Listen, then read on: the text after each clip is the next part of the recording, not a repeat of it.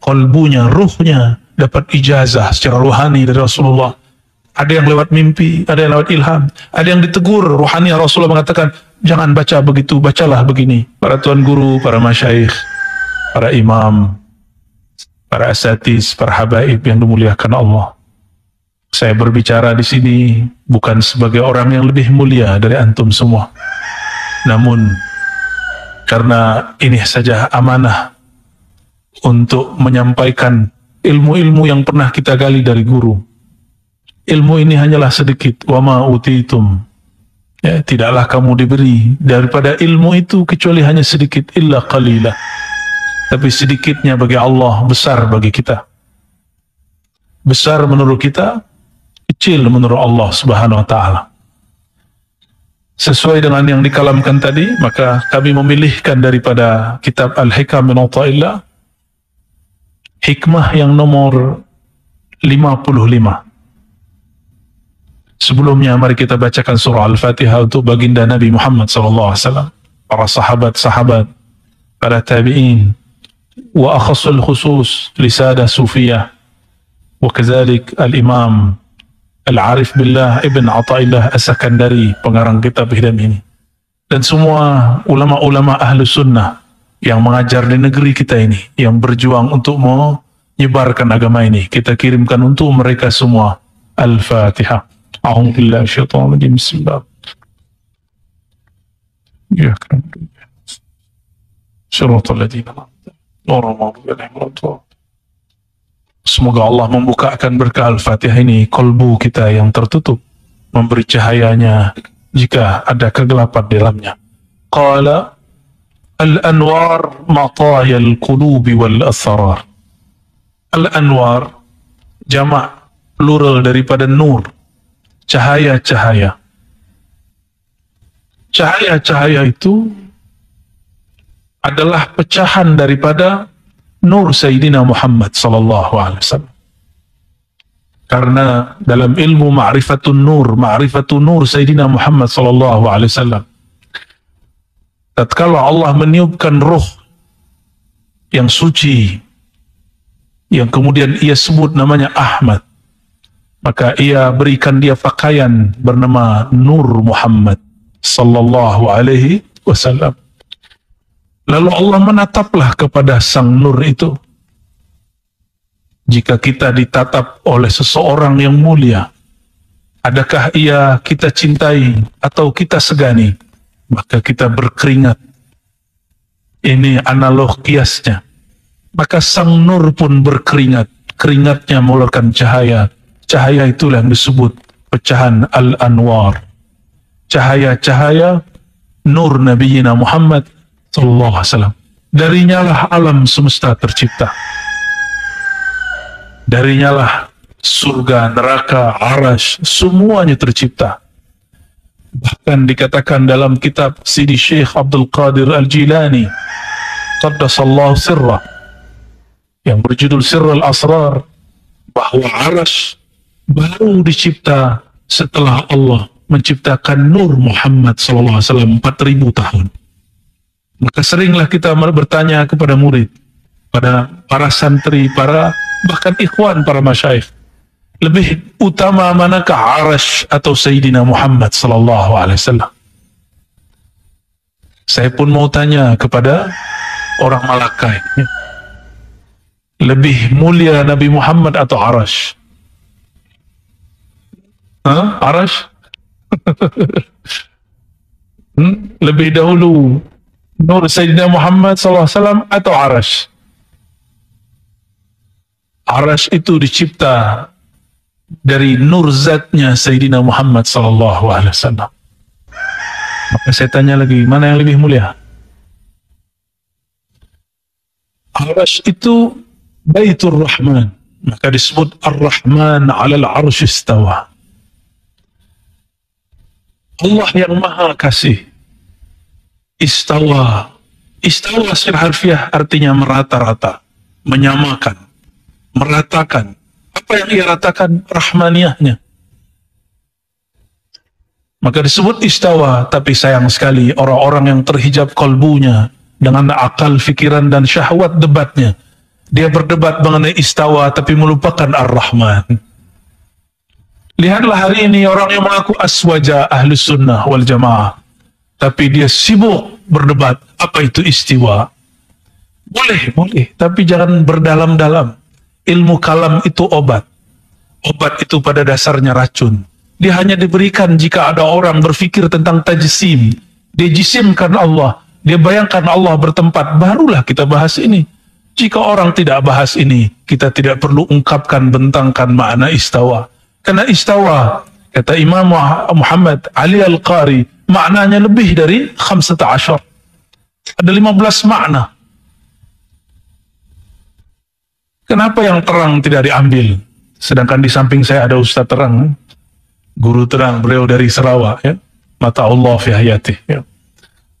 Kenapa yang sudah terang Ar-Rahman tidak diambil? Samping kita juga Syekh Abdurrahman. Alhamdulillah Rabbil Alamin. Juga ada Datuk guru semuanya. Semoga Allah berkahi mereka semua.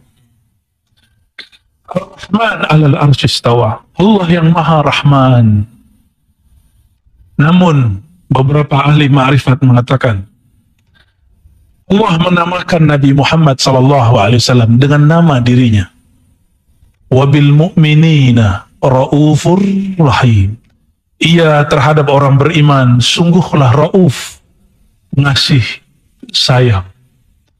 Jika rahim menjadi nama Sayyidina Muhammad SAW, maka Rahman pun jua. Tapi kita tidak katakan dialah yang bersemayam di atas aras. Cukup kita katakan bahwa Sayyidina Muhammad SAW diizinkan Allah untuk bermunajat di atas aras. Maka al-arsyu bukanlah tempat Allah bersemayam seperti yang dibayangkan orang awam, tapi itu adalah tempat memandang Allah Subhanahu wa ta'ala. Jadi cukuplah kita tinggalkan ikhtilaf jidal mengenai hal itu. Serahkan yang mutasyabihat kepada Allah Subhanahu wa ta'ala. Al-anwar, cahaya-cahaya itu, mataya. Mataya secara harfiah berarti rakaid, kendaraan. Tapi itu bahasa lama. Kendaraan berarti alat, media. Maka saya menerjemahkan al-anwar adalah alat. Kita ambil maknanya. Kendaraan kereta yang kita gunakan itu alat untuk menyampaikan. Tapi banyak orang mencari cahaya, dia lupa dengan sumber cahaya. Dia cari al-anwar, dia lupakan nur. Dia cari nur, dia lupakan Sayyidina Muhammad SAW. Al-anwar matayal qulubi wal asrar. Maka cahaya-cahaya itu adalah alat supaya kolbu dapat membaca, dapat melihat wal asrar. Ini yang pernah kita tanyakan juga kepada beberapa ikhwan. Apabila kita pegang kitab tapi tidak ada lampu, tidak ada cahaya, apakah mata mampu membaca? Kita tidak sanggup membaca. Iblis yang bernama malaikat Aris, bernama juga dengan Azazil, dia sudah banyak berzikir, banyak ibadah, tapi al-anwar, tidak ada nur Sayyidina Muhammad SAW pada kalbunya. Maka berwirid, berriadah tidak cukup, mesti mengenal Sayyidina Muhammad SAW. Apabila orang tidak kenal nur Sayyidina Muhammad SAW, terjadilah seperti orang yang beribadah 500 tahun. Orang ini bukan bersisa. Orang ini nanti dihisap di hari kiamat. Lalu Allah kalamkan kepada malaikat, Qullahu, katakan kepadanya, adkhil al-jannah birahmatillah. Masuklah surga dengan rahmat Allah. Langsung kepalanya diangkat dan dia kemudian protes. Dia mengatakan, Ya Rabb, adkhilni bi'amali. Masukkan aku dengan amalku. Aku, mataku tidak pernah bermaksiat 500 tahun. Kepalaku sujud terus selama 500 tahun. Allah kemudian berkalam kepada malaikat, wahai malaikat mizan, penimbang amal, ambil satu biji matanya, timbang dengan semua amalnya 500 tahun. Hadis ini hadis hasan, diriwayatkan oleh Imam Al-Baihaqi. Lalu malaikat patuh kepada Allah, diambillah satu mata, bukan dua, satu biji, ditimbang dengan semua sujudnya, rukuknya, tasbihnya. Ternyata orang ini tidak setiap detik bertasbih, tidak setiap saat bertasbih, tidak setiap saat dia berzikir, sedangkan mata dia pakai setiap detik. Tapi Allah masih angkatkan, satu amal dikasih 10, maka ditimbang sama. Apa kata Allah? Malaikatku ambil biji mata satu lagi. Langsung dia sujud mengatakan, Ya Rabb, hasbunallah wa ni'mal wakil, adkhilni jannataka birahmatika. Masukkan aku ke dalam surgamu dengan rahmatmu, bukan dengan amalku. Dia terlambat dapat nur. Jika dia dapat nur di dunia, dia tidak berani mengatakan itu. Makanya sang nur mengatakan, Nurul Anwar bersabda, kamu tidaklah masuk surga, la yadkhul jannah ahadukum bi'amali. Kamu tidak masuk surga dengan amalmu. Sahabat pun bertanya, wala anta ya Rasulullah. Inilah polosnya sahabat. Sahabat itu polos. Mereka tidak menyimpan yang aneh-aneh di kolbunya. Engkau juga demikian wahai Rasulullah. Ya, sahabat yang bertanya ini lupa bahwa kunci surga ada di tangan Rasulullah. Rasulullah sendiri yang mengatakannya. Nabi mengatakan, bala, tentu. Tapi Allah meliputi aku, yataghammadani Allah birahmati. Allah melebur aku dalam rahmatnya. Nabi tidak mengatakan, seandainya beliau mau, beliau mengatakan, ana rahmatullah. Tapi beliau hanya mengatakan, inilah adabnya seorang Nabi Muhammad SAW. Allah meleburkanku, meliputi aku dengan rahmatnya. Jika rahmat Allah meliputi Sayyidina Muhammad SAW, adakah terlihat di situ makhluk? Kullu man 'alaiha fan. Semua aja binasa kecuali wajah Allah Subhanahu wa taala, wajah rahmaniyah ya Allah Subhanahu wa taala. Sahabat-sahabat akhirnya bermakrifat. Maka mereka yang mendengarkan kalam ini tidak akan berani mengatakan, Ya Rabb, masukkan aku surga dengan amalku. Tidak berani, ya. Al-anwar matayal qulubi wal asrar. Maka dengan cahaya kalbu dapat membaca isyarat-isyarat Allah. Wal asrar, asrar jamak daripada sir. Sir itu adalah maktabatul ruh, di mana ruh menyimpan maklumat-maklumat yang disebut ilmu laduni. Sebenarnya setiap saat, setiap detik Allah menurunkan ilham Rabbani ke dalam ruh, tanpa huruf, tanpa suara, bila harfin wala sautin, namun maknanya disimpan di dalam sir. Lalu kalbu yang bening akan mampu membacanya, barulah dia menjadi pengetahuan ma'rifat, barulah menjadi kitab Al-Hikam, barulah menjadi kitab Ihya Ulumuddin, barulah jadi kitab Minhajul Abidin, setelah dia dibaca oleh ruh, oleh kalbu. Dan kalbu tidak mungkin membacanya kecuali jika ada nur Sayyidina Muhammad SAW. Lalu bagaimana cara kita hendak melimpahkan nur dalam kalbu? Karena nur bukan milik kita, tapi milik Allah. Allahu nurus samawati wal ard. Allah lah pemilik nur langit dan bumi. Langit itu sebutan lain untuk ruh. Bumi itu sebutan lain untuk tubuh. Tubuh ini dari bumi, ruh bertempat di langit sana. Maka boleh disebut Allahu nurus samawati wal ard. Allah lah sumber cahaya ruh dan jasad. Maka kita meminta kepadanya, dan Allah memberikan jalannya. Apa jalannya? Ya ayyuhalladzina amanu sallu alaihi wa sallimu taslima. Wahai orang beriman, dialah nurku, bersalawatlah kepadanya sekali, maka nurku Muhammad sallallahu alaihi wasallam aku limpahkan kepadamu 10 kali. Man shalla alayya sallallahu alaihi asyara marrat. Siapa yang bersalawat kepadaku sekali, Allah bersalawat dengan nurnya 10 kali. Maka orang-orang yang kalbunya kurang mendapatkan cahaya, perbanyaklah salawat kepada sang cahaya Sayyidina Muhammad sallallahu alaihi wasallam. Allahumma salli wa sallim wa barik alaih. Lalu pada hikmah berikutnya, an-nuru jundul qalb kama anna zulmata jundun nafs. Cahaya itu adalah tenteranya kolbu, askarnya kolbu. Jadi kolbu tidak cari cahaya, tapi ahli kebatinan mencari cahaya, cahaya yang kita sebut cakra, latifah.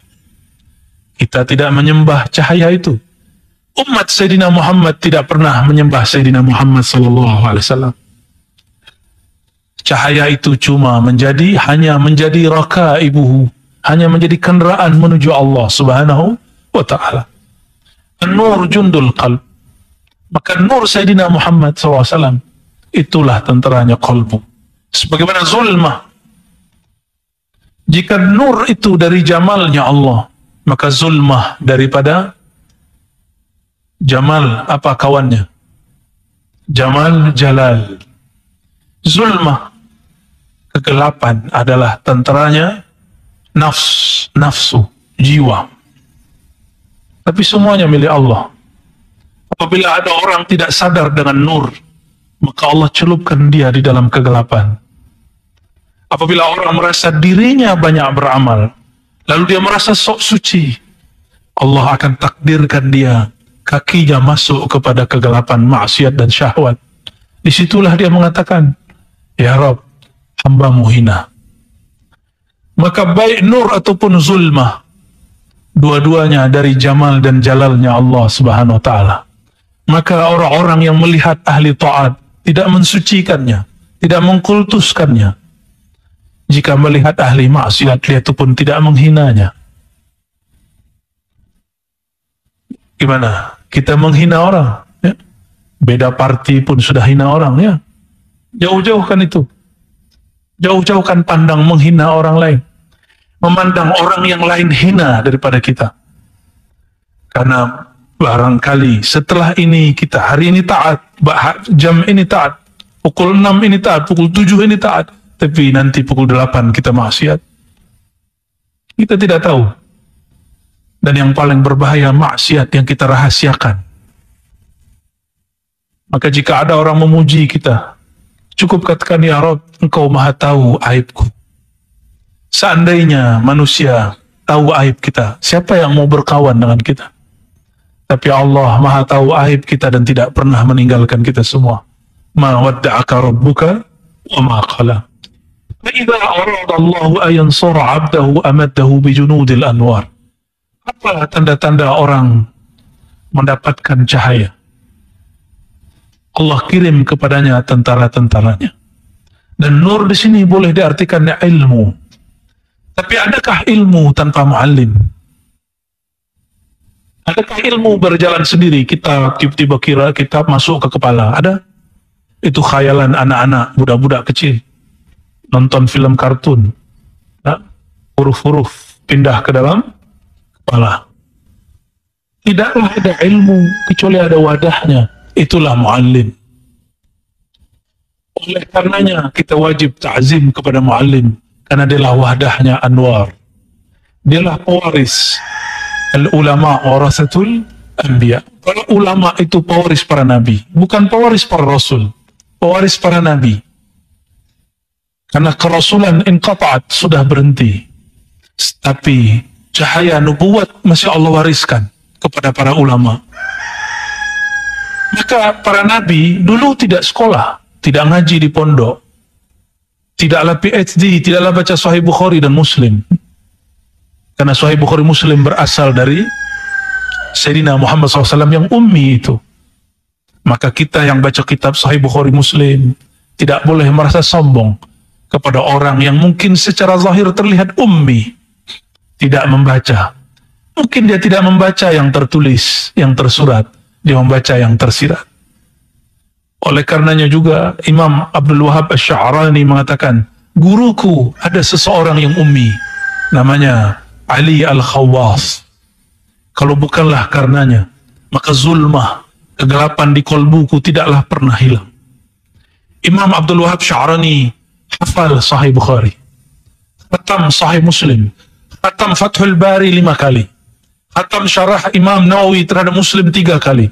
Maka dikatakan, bagian bab dan fasal manapun yang engkau mau aku syarahkan, bentangkan kepadamu.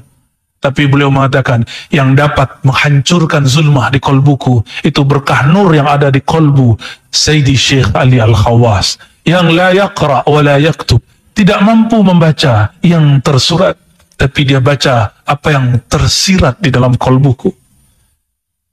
Ternyata Imam Sya'rani sama senasib dengan Imam Ghazali dahulu kala.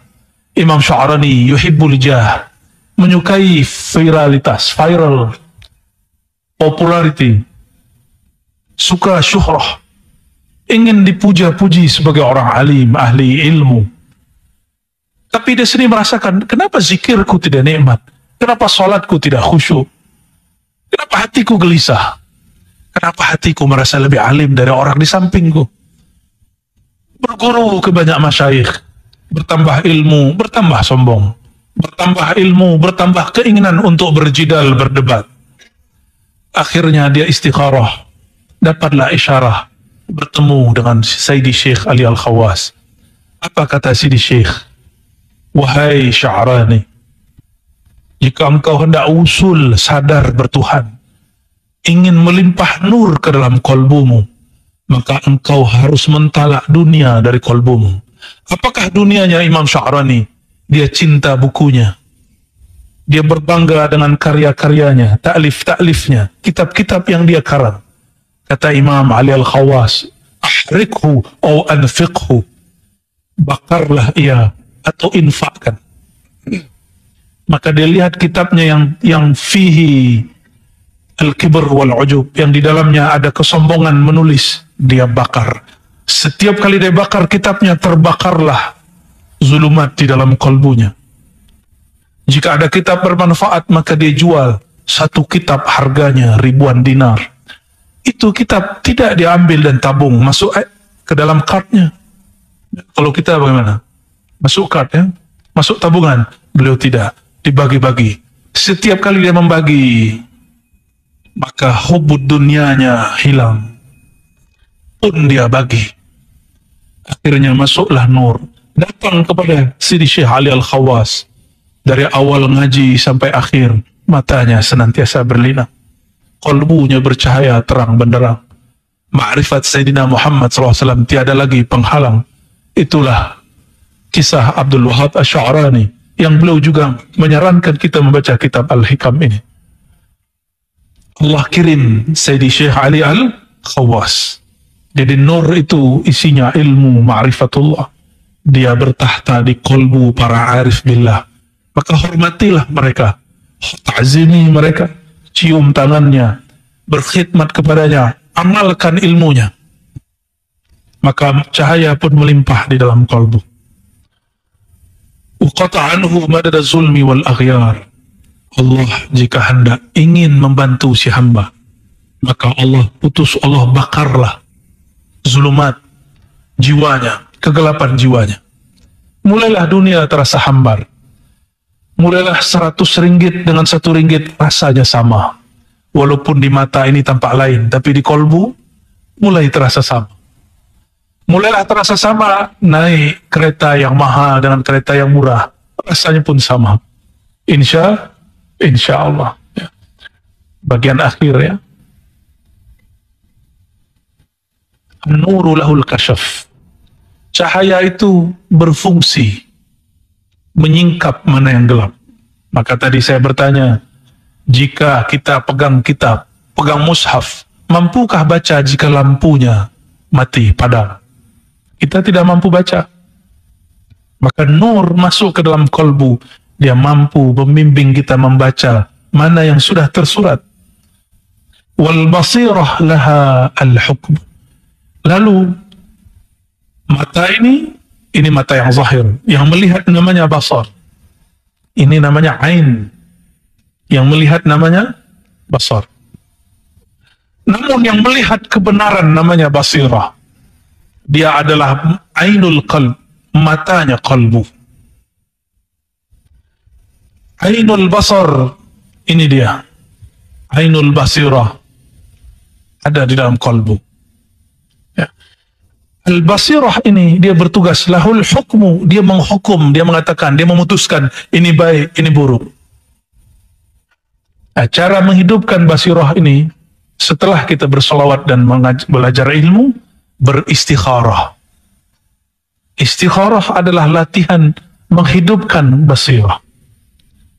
Maka setiap hari beristikharahlah dengan semua urusan kita. Insya Allah kalbunya akan mempunyai mata batin disebut basirah. Dan kalbu itu sendiri yang menjadi wadah daripada nur dan basirah. Lahul ikbal wal idbar. Inilah yang paling penting. Jika kalbu dia sudah mendapatkan cahaya, maka dia akan menghadap ikbal, menghadap kepada Allah. Barulah sah bertakbir Allahu Akbar lalu baca wajjahtu wajhiyah. Aku hadapkan wajah kalbuku kepada Allah, pencipta kalbuku, pencipta tubuhku. Tapi apabila kalbu belum bercahaya, maka dia idbar. Lisannya baca takbir, mulutnya berqamat kamit wajjahtu, tapi kalbunya idbar, kalbunya mengingat selain Allah Subhanahu wa taala. Maka ciri-ciri kalbu yang sudah iqbal, dia sudah mentalak dunia di kalbunya walaupun masih ada di tangannya. Ya, jangan talak dunia dengan tangan. Tubuh ini masih perlu dunia. Yang Allah pandang bukan tangan kita, yang Allah pandang kalbu. Dan Allah Maha Pencemburu. Sebentar saja ada nama selainnya di kalbu, Allah cemburu. Jangan buat Allah cemburu. Jangan buat Sayyidina Muhammad SAW cemburu. Allah ghayur, lebih cemburu, aghyar, lebih cemburu daripada seorang suami terhadap istrinya atau istri terhadap suaminya. Allah lah yang paling berhak cemburu, yang tidak boleh ada nama selainnya di dalam kalbu. Maka dalam hadis Nabi dikatakan izhad fi dunya yuhibbukallah. Bagaimanakah caranya menjadi kekasih Allah? Izhad fi dunya. Zuhudlah di dalam dunia, bukan anid dunia. Berarti bukan izhad tinggalkan dunia, bukan. Engkau bergelimang dunia, tapi izhad fi dunya. Tapi jangan masukkan dunia ke dalam kalbumu. Yuhibbukallah, Allah langsung cinta kepadamu. Kalau kita suka meminjam memakai punya kawan, punya tetangga, tetangga tidak senang. Izhad fima bi'aidin nas. Tahanlah dirimu, jangan gunakan punyaan kawan-kawanmu, tetanggamu, maka kawanmu akan senang kepadamu. Coba kawan kita yang suka pinjam duit, jika dia call kita, angkat enggak? Enggak. Wah, minjam duit lagi nih, ya. Tutup. Tutup pintu, sepertinya mau pinjam kereta lagi nih, ya. Kita kunci pintu. Begitu juga Allah Subhanahu wa Ta'ala. Bapak Ibu tahu, tuan puan, sahabat, saudara-saudari kimakan Allah, inilah sedikit mengenai hikam. Ya, masih banyak yang belum kita syarah mengenai hikam. Ya, semoga Allah Taala melimpahkan nur di dalam kalbu. Bagaimana caranya? Berbanyak salawat. Ya, tapi sebelum bersalawat, mulai dengan syahadat. Setelah syahadat, bersihkan dulu anggota tubuh dan bersihkan juga kalbu sehingga nurnya tidak campur aduk dengan cahaya, dengan kegelapan. Kalau nur campur aduk dengan kegelapan, menjadilah pelangi, kalbunya nanti tidak jelas. Bersihkan dulu, istighfarkan dengan istighfar batin, ya. Baru setelah itu bersolawat. Maka siapa yang belum mantap, belum kuat azamnya mengambil ilmu dari seorang syekh, perbanyaklah solawat, karena solawat ala Nabi SAW mursyidun yurshiduhu ila syekhihi.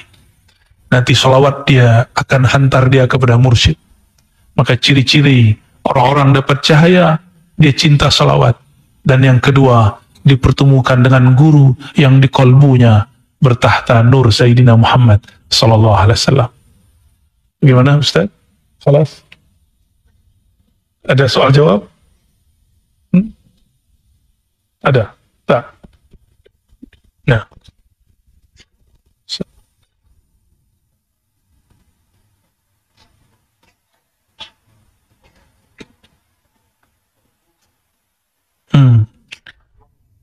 satu dulu. Hasbi Rabbi Jallallah ma fi qalbi ghairullah. Nah. Nur Muhammad sallallahu. Ya.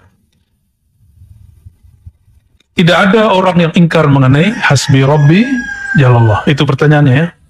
Cukuplah dalam kolbuku hasbi Rabbi Jallallah. Ya. Cukuplah bagiku Allah. Kehebatan Allah. Ma fi qalbi ghairullah. Tiadalah di kolbuku. Sebenarnya ini ada dua cara. Pertama, karena kolbu kita belum bertahta nama Allah, ini seakan dia doa. Tiada di kolbuku ya Allah kecuali nama Engkau. Benarkah kalam ini? Atau kita masih berdusta kepada Allah? Karena nama Allah belum penuh di dalam kolbu, ini jadi doa. Maka kita maknai, ya Allah, jadikan kolbuku berlimpah dengan namamu.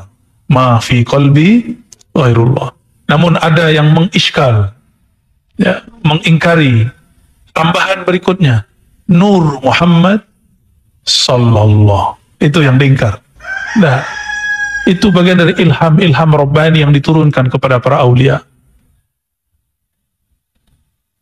Saudara-saudari kemakar Allah, bid'ah menurut ahli usul fiqih, ma lam yadulla alaihi dalilun syar'i, yang tidak ada dalil syara'nya.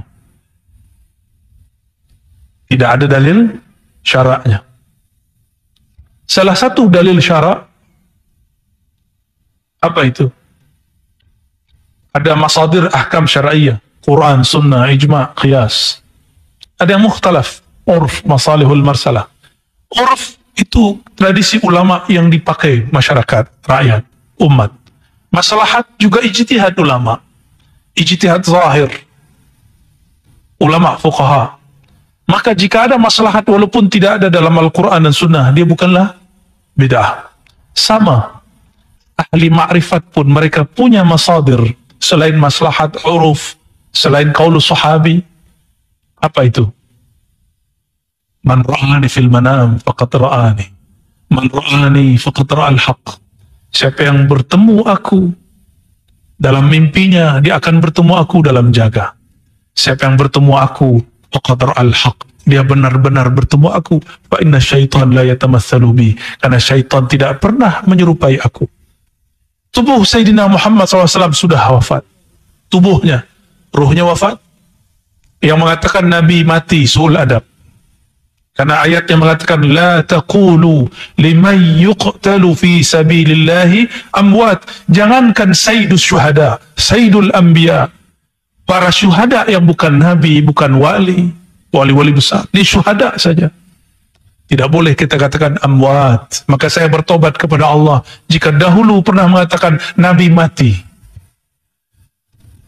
Ini su'ul adab. Allah yang larang. 2 kali ayatnya mengatakan, La taqulu. Jangan pernah engkau katakan dia mati.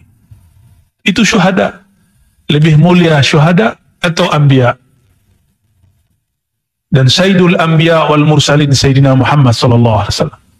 Apa dalil Nabi Allah hidupkan selalu? Orang yang ucapkan salam kepada beliau, Raddallahu alayya ruhi. Hadis sahih riwayat Imam Abu Daud dan imam-imam yang lain. Allah kembalikan ruhku. Jika ruh dikembalikan, hayat pun Allah wujudkan. Maka ahlullah al-mushtaq ila Sayyidina Rasulillah, jika dia bersolawat kepada Nabi, dia merasakan Nabi itu hayyan yusallim alaih, yarud salam alaih. Maka jangan heran jika ada Habib Fulan, dia merasakan hadirnya Sayyidina Muhammad SAW. Bukan khurafat. Itulah maka kemudian muncul lafaz ini. Terbit kalam ini. Terbitnya di dalam kalbunya, dia kalamkan. Siapa yang menerbitkan kalam ini? Allah juga.